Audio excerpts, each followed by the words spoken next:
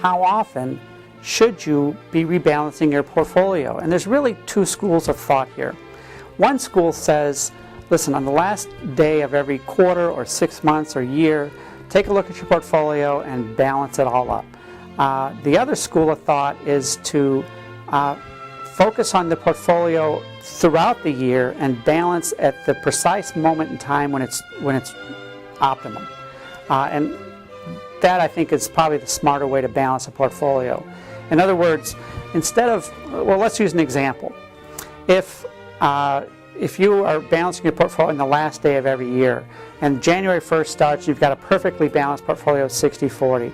And then the first half of the year, equities take off and climb 20%, and now your portfolio is up to maybe 70-30.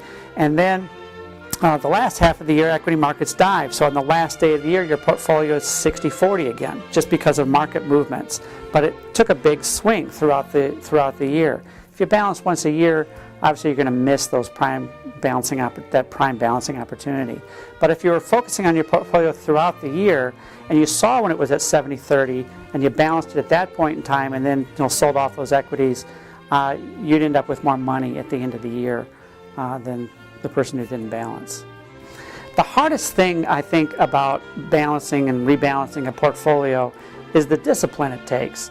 Because when equity markets are taking off and really soaring, it takes a tremendous amount of discipline to sell off that part of your portfolio, or just a piece of that part of your portfolio that's doing so well.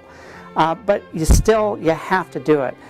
Unfortunately, it's that discipline, I think, that keeps most investors from actually balancing their portfolio properly. They just don't want to sell what's doing really, really well and buy what's perhaps not doing as well at that moment in time.